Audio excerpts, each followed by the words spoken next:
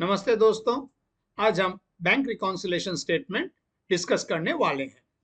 शुरू करने से पहले मैं बताना चाहता हूं कि आप देख रहे हो मेरा channel doctor Subrata Mukherjee distance learning in commerce. आप इस चैनल को सब्सक्राइब करें और जो भी स्टूडेंट कॉमर्स की पढ़ाई कर रहे हैं उन्हें इस चैनल के बारे में जरूर बताएं ताकि इस चैनल से उन्हें अपने पढ़ाई में मदद मिल सके। सवाल आपके स्क्रीन पे है। From the following particulars, calculate the cash book balance of a merchant as on 31st December 2016 by means of a bank reconciliation statement. Balance as per passbook debit rupees 4,475.70. A check for rupees 399.50 was deposited on 24th December, but the same was returned by the bank on 29th. For which no entry was made in the cash book. A bill for rupees 1020 received from a debtor previously discounted for rupees 1000 was dishonored and the bank debited the account of the merchant, but the same was not recorded in the cash book. Two checks issued on 27th December but not encashed before 5th January next. Rupees 650.40 and rupees 498.30. A check for rupees 300 was debited twice in the cash book. Interest on overdraft for rupees 56 and the bank charges for rupees 17 were not passed through the cash book. Dividend of rupees 200 collected by the bank on behalf of the merchant was not recorded in the cash book. ये bank reconciliation statement हम क्यों बनाते हैं? उसके पहले हमें समझना है कि बैंक पासबुक और कैश बुक का स्ट्रक्चर क्या होता है। बैंक पासबुक जो स्टेटमेंट हमें बैंक से मिलता है, जो रिकॉर्ड बैंक मेंटेन करते हैं उसे हम कहते हैं बैंक पासबुक। और बैंक पासबुक का डेबिट साइड और क्रेडिट साइड होता है। बैंक पासबुक का डेबिट साइड में लिखा रहता है पेमेंट। जो भी पेमेंट हम करते हैं बैंक से उसे हम बैंक पासबुक का डेबिट साइड में लिखते हैं। और बैंक पासबुक का क्रेडिट साइड का मतलब है जो भी पैसा हम बैंक में जमा करते हैं उसे बैंक रिसीट साइड और क्रेडिट साइड में लिखा जाता है। और जो structure of the cash book है वो किस तरह से ना, डेबिट साइड में हम लिखते हैं जो भी रिसीट, जो भी पैसा मुझे डेटर से कैश सेल्स करके या फिर इंटरेस्ट मुझे मिलता है, डिविडेंड मिलता है, उन सभी चीजों को हम डेबिट साइड या रिसीट साइड में लिखते हैं। और क्रेडिट साइड में हम लोग लिखते हैं सब पेमेंट। अब जो बैलेंस हम लोग का कैश बुक का जो बैलेंस है, जो नॉर्मल बैलेंस निकलता है, अगर मेरा रिसीट साइड ज्यादा है पेमेंट साइड से सो फिर मेरा डेबिट बैलेंस मेरा निकलता है टू बैलेंस बीडी। इसका मतलब है कि मेरा रिसीट साइड ज्यादा है टोटल पेमेंट साइड से। और सेम बैलेंस अगर मेरा बैंक पासबुक में रहता है तो उसे हम लोग कहते हैं क्रेडिट बैलेंस। इसको हम लोग बोलते हैं यहाँ पर डेबिट बैलेंस और इसी बैलेंस को मेरा निकलेगा यहाँ पर बाई बैलेंस बीडी करके और इसे हम लोग बोलते हैं क्रेडिट बैलेंस। इसका मतलब है कि मेरा बैंक में जो भी जमा किया है वो ज्यादा है मेरा पेमेंट से। और ये दो बैलेंस मेरा मिलना चाहिए। अगर सभी ट्रांजैक्शन जो कैश बुक में लिखा गया है अगर वो सभी ट्रांजैक्शंस बैंक पासबुक में लिखा रहता तो ये दोनों बैलेंस में कोई डिफरेंस नहीं होता और मुझे बैंक रिकॉन्सिलेशन स्टेटमेंट करने का जरूरत नहीं पड़ता। पर मेरा बैलेंस, ये जो दो बैलेंस है, bank balance as per bank passbook और मेरा कैश बुक का जो बैलेंस है, इसमें एक अंतर है। क्यों अंतर है? इसके तीन कारण है। एक, ड्यू टू टाइम। इसका उदाहरण क्या है? Check issued but not presented. मैं किसी क्रेडिटर को एक चेक दिया हूं पेमेंट के तौर पर उस चेक को क्रेडिटर ने अभी तक अपने बैंक में जमा नहीं किया गया। तो फिर मेरा पेमेंट साइड में मेरा एक रिकॉर्ड हो चुका है, पर बैंक पासबुक का पेमेंट साइड में अभी तक उस ट्रांजैक्शन को लिखा नहीं गया है। चेक डिपॉजिटेड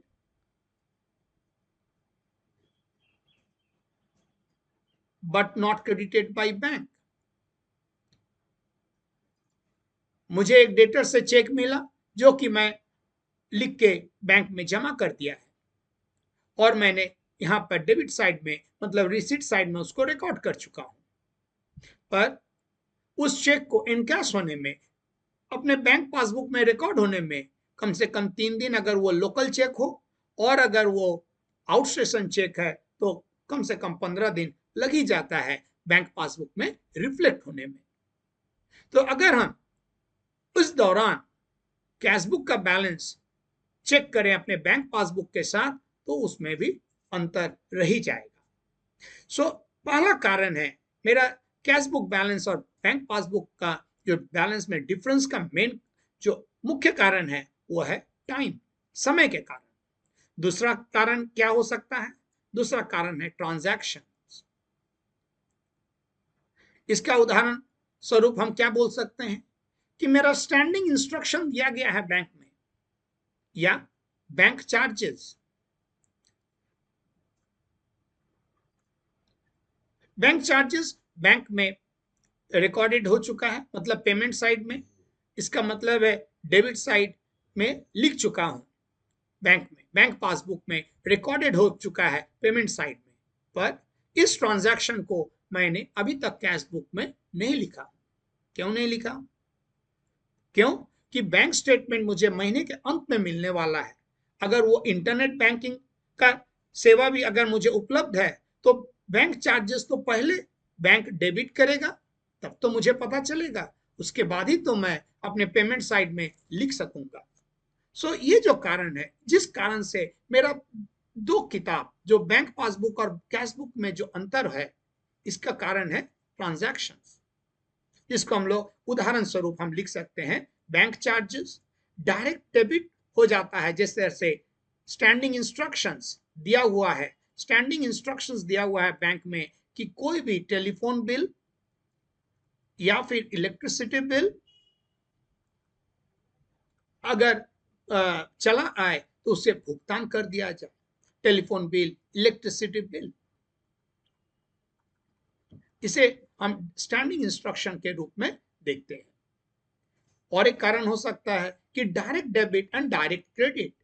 बैंक में मेरा एक डिविडेंड मिला है, अगर किसी कंपनी से मुझे डिविडेंड मिलता है, जिस कंपनी का शेयर में मैं अपना पैसा लगाया हूं, और उस कंपनी से अगर मुझे डिविडेंड मिलता है, तो उसका वो अमाउंट मेरा बैंक पासबुक में डायरेक्ट क्रेडिट हो जाता है, जमा हो जाता है, और मेरा कैश बुक में रिसिट साइड में, डेबिट साइड में लिखा नहीं रहता है। जब मुझे बैंक स्टेटमेंट उपलब्ध होता है, तभी हम उस ट्रांजैक्शन को, डिविडेंड को मैं अपना कैश बुक में लिखता हूं। सो इस कारण से भी मेरा बैंक पासबुक और कैश बुक में डिफरेंस हो सकता है, जिसके कारण हम लोग बोलते हैं ट्रांजैक्शन। सो पहला कारण है टाइम, दूसरा कारण है ट्रांजैक्शन, और तीसरा कारण हो सकता है ड्यू टू एरर्स। ये एरर बैंक की तरफ से भी हो सकता है, या फिर मेरे तरफ से भी हो सकता है। एरर का मुख्य कारण है कास्टिंग एरर। कोई अमाउंट मुझे 500 रुपया लिखना चाहिए था, लेकिन क्लरिकल मिस्टेक होने जाने के कारण मैंने उसे 5000 रुपया लिख दिया। इसी तरह से ड्यू टू एरर। सो अगर एरर हो, कोई ट्रांजैक्शन में लिखने में हो जाता है, तो उस एरर को कब पता चलेगा? उस एरर का पता चलेगा जब हम बैंक स्टेटमेंट को अपने कैश बुक के साथ मिलाने बैठे, जो महीने के अंत में हो सकता है, और अभी के दिन में ऑनलाइन इंटरनेट बैंकिंग का परिसेवा हम लोगों को मिलता है। तो स्टेटमेंट जब भी हम निकालते हैं 2 दिन 3 दिन में, तो पता चलता है कि कहां किस जगह पे एरर हुआ है। सो 3 मुख्य कारण है, एक है टाइम, दूसरा है ट्रांजैक्शन, और तीसरा है एरर्स। अगर आप इस सवाल में चले आए, तो यही 3 कारण है जिसके कारण से मेरा बैंक पासबुक के जो बैलेंस है वो दिया गया है और कैश बुक का बैलेंस कितना है उस दिन 31 दिसंबर 2016 में उसे हमें लिखना पड़ेगा। चले आते हैं सवाल पे। यहां पर हम लिखते हैं बैंक पासबुक।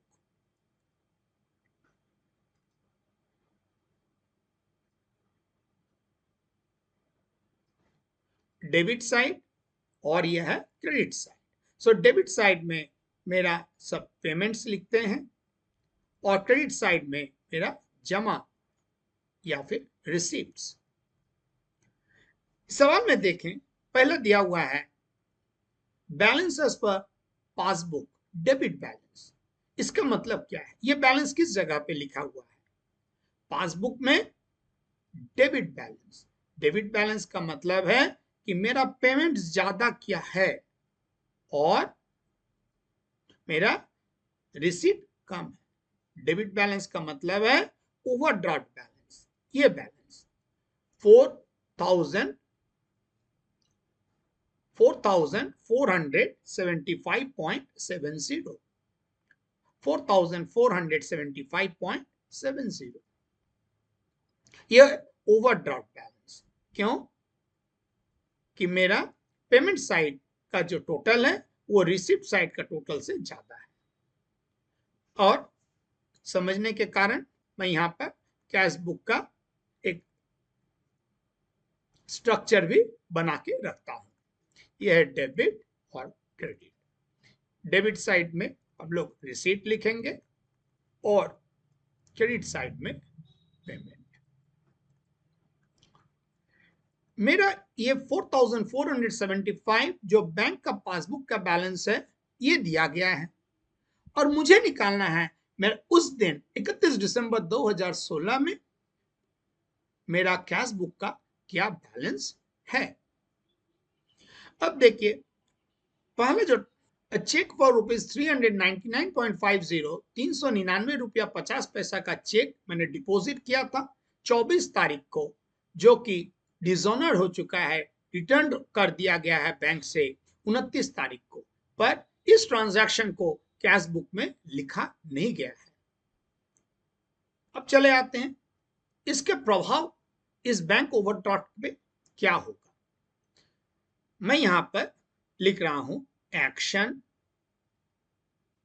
अमाउंट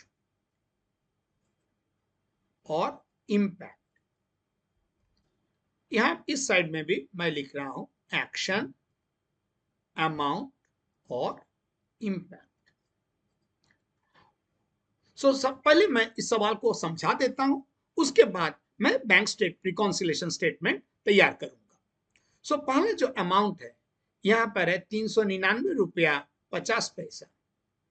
इस ट्रांजैक्शन को मैं बैंक पासबुक में लिख चुका है, क्योंकि ये ट्रांजैक्शन, ये जो चेक मैंने जमा किया था कैश बुक में यहां पर 399.50, वो रिसीट साइड में भी यहां पर जमा कर दिया गया था।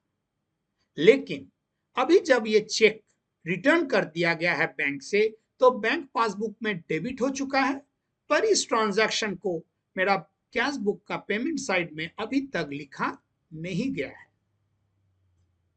तो ये 399 रुपया दोनों साइड में लिखा हुआ था रिसीट साइड में, पर जब पेमेंट किया गया है, जब इसका मतलब जब ये चेक रिटर्न हो चुका है, तब इस ट्रांजैक्शन को कैश बुक में अभी तक नहीं लिखा गया है। अब मुझे कैश बुक का जो बैलेंस है उसे निकालना है। Balance as per bank passbook दिया गया है, तो ये 399 रुपया जो बैंक का पासबुक में लिख चुका हूं मैं, अगर उसको हमें हटा दो, रिमूव करता हूं, तो फिर ये बैंक ओवरड्राफ्ट का जो बैलेंस है जो भी निकलता वो मेरा कैश बुक के साथ मिल जाता। अगर मैं समझ के चलता हूं कि यही एक ट्रांजैक्शन है जिसके कारण से मेरा बैंक पासबुक और बैंक कैश बुक में डिफरेंस है, अंतर है, और 399.50 जो कि बैंक पासबुक में लिख चुका गया है बैंक द्वारा, अगर ये ट्रांजैक्शन नहीं लिखा रहता तो इस ओवरड्राफ्ट बैलेंस पे क्या प्रभाव होता? अगर मैं इसको हटा के देखता हूं, रिमूव करता हूं, तो फिर ये ओवरड्राफ्ट बैलेंस घट जाता, क्योंकि पेमेंट मेरा, टोटल ऑफ पेमेंट मेरा घट जाता और ये बैंक ओवरड्राफ्ट भी मेरा घट जाता। सो इंपैक्ट क्या है? नेगेटिव, लेस करना है। नेक्स्ट ट्रांजैक्शन देखते हैं। A bill of rupees 1020 received from a debtor previously discounted for rupees 1000 was now dishonored. 1020 का एक बिल रिसीवेबल मुझे अपने डेटर से मिला है और उसे मैंने बैंक से इनकैश कर चुका हूं, डिस्काउंट कर चुका हूं, जो कि कैश बुक में भी लिखा गया है। पर ये ट्रांजैक्शन अभी डिसऑनर हो गया है, इस बिल को मेरा डेटर ने डिसऑनर कर दिया है। इसका मतलब क्या है? 1020 मेरा पेमेंट साइड में, मेरा बैंक पासबुक में लिखा गया है। बैंक इस 1020 को डिसऑनर के कारण इसे यहां पर पेमेंट साइड में लिखा हुआ है, जिसके कारण मेरा ओवरड्राफ्ट बैलेंस बढ़ चुका है। 4475 रुपया 70 पैसा है। अगर ये ट्रांजैक्शन यहां से हटा दिया जाए तो मेरा बैंक पासबुक का जो बैलेंस है मेरा कैश बुक के साथ मिल जाता। तो अगर मैं ये सोच के चलूं कि इसको अगर हम यहां से रिमूव करते हैं तो मेरा जो ओवरड्राफ्ट बैलेंस पर क्या प्रभाव होता? नेगेटिव, क्योंकि मेरा टोटल ऑफ पेमेंट साइड घट जाता और मेरा बैंक ओवरड्राफ्ट भी घट जाता और मेरा कैश बुक बैलेंस के साथ मेरा बैलेंस मिल जाता। इसके बाद 2 चेक इशू कर दिया, 2 चेक मैंने इशू किया है। तो अच्छा, सो पहला जो ट्रांजैक्शन है, ये जो डिफरेंस है, this is the reason why there is a difference, due to the transaction.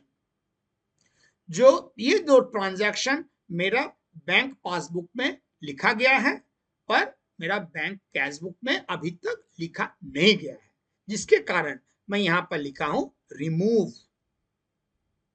अब तीसरा ट्रांजैक्शन पे आते हैं, यहां पर 2 cheques. So the reason of difference is for the time, समय के कारण। ये जो चौथा एंट्री है 2 चेक्स इशू, मैं ये 2 चेक मैं अपने क्रेडिटर को दिया हूं पर वो क्रेडिटर अभी तक अपने बैंक में जमा नहीं किया है, जिसके कारण मेरा बैंक पासबुक में ये 2 ट्रांजैक्शन अभी तक रिफ्लेक्ट नहीं हुआ है। अगर ये 2 ट्रांजैक्शन को यहां पर हम इंसर्ट करते हैं, अगर ये 2 ट्रांजैक्शन लिखा गया होता तो फिर मेरा बैंक कैश बुक के साथ मेरा बैंक पासबुक का बैलेंस मिल जाता। तो ये जो 2 ट्रांजैक्शन है यहां पर मैं इंसर्ट कर रहा हूं। कितना? 650 रुपया 40 पैसा एंड 498.30। अगर ये 2 ट्रांजैक्शन मेरा बैंक पासबुक में लिखा गया होता तो फिर मेरा जो ओवरड्राफ्ट बैलेंस बैंक पासबुक का है, ये दोनों ही कारण से मेरा ओवरड्राफ्ट बैलेंस बढ़ जाता। अब चले आते हैं next transaction. Cheque of for rupees 300 was debited twice in the cash book. So ये है एरर के कारण। कैश बुक में मैंने 2 बार 300 रुपया करके जमा दिखाया है, जिसके कारण मेरा बैंक पासबुक के बैलेंस के साथ कैश बुक बैलेंस डिफर कर रहा है। अब मैंने रिसीट साइड में तो एक ही बार बैंक पासबुक में लिखा हुआ है। अब ये एरर जो बैंक मैंने कैश बुक में कर चुका हूं, इसको अभी हटाना पड़ेगा। इसका मतलब मेरा तो कैश बुक बैलेंस के साथ से तो हम शुरू नहीं किए हैं, मुझे बैंक पासबुक का बैलेंस दिया गया है और मुझे कैश बुक बैलेंस में पहुंचना है। इसलिए मेरा यहां पर क्या कर रहे हैं, इंसर्ट 300 रुपया, और 300 रुपया अगर मैं जमा दिखाता तो फिर मेरा ओवरड्राफ्ट बैलेंस घट जाता। इसके बाद bank interest on bank overdraft is 56 और बैंक चार्जेस 17 रुपया। ये 2 ट्रांजैक्शन 73 रुपीज का 56 और 17 अगर ये तो ट्रांजैक्शन मेरा बैंक पासबुक में लिखा गया है, इसे भी मुझे अगर रिमूव करना पड़ता तो फिर मेरा बैंक ओवरड्राफ्ट का बैलेंस घट जाता, क्योंकि ये जो ट्रांजैक्शन है ये भी जो difference is due to transaction.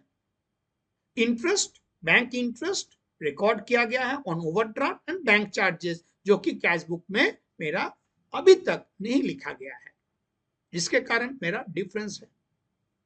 और जो लास्ट ट्रांजैक्शन दिया गया है वो 200 रुपया डायरेक्ट क्रेडिट हो चुका है मेरा बैंक का पासबुक में, डिविडेंड मिला है उस कंपनी में जहां मैं अपने इक्विटी शेयर में इन्वेस्ट किया हूं, और वो डायरेक्ट क्रेडिट हो चुका है बैंक पासबुक में।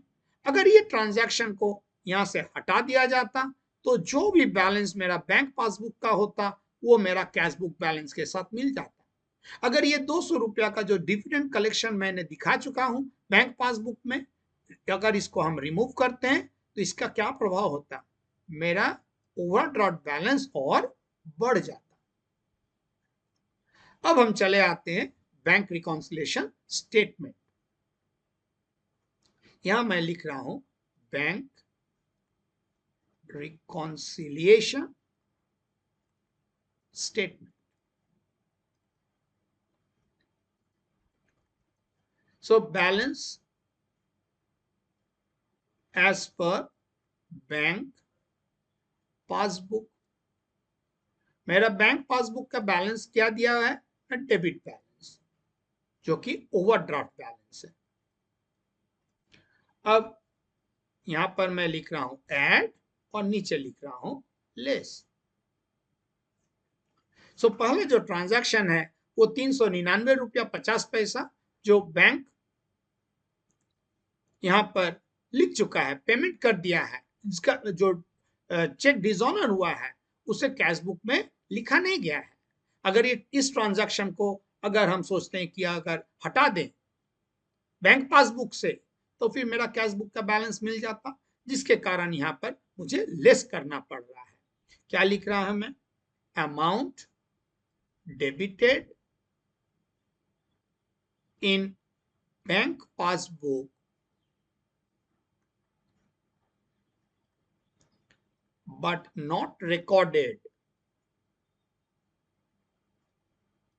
in cash book, 399.50। दूसरा नंबर ट्रांजैक्शन, फिर है 1020 रुपया का जो बिल डिसऑनर हुआ है उसे मैं लिख रहा हूं, bills dishonoured and amount debited in bank passbook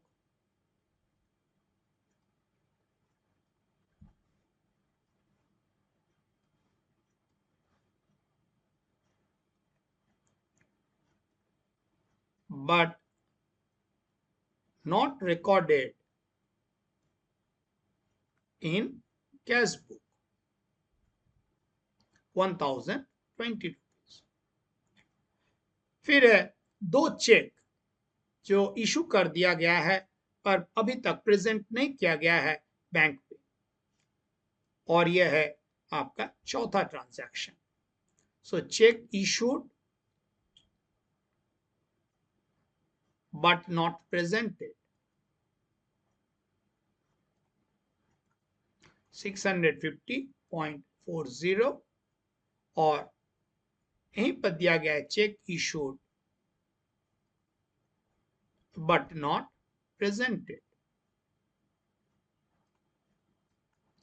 498.30। इसके बाद है 300 रुपया का ट्रांजैक्शन जो 2 बार लिखा गया है कैश बुक में। So amount wrongly debited in cash book twice for ₹300। फिर interest on bank overdraft and bank charges, So interest for overdraft and bank charges not recorded in cash book 56 रुपया और 17 रुपया कुल मिला के 73 रुपया। और लास्ट ट्रांजैक्शन है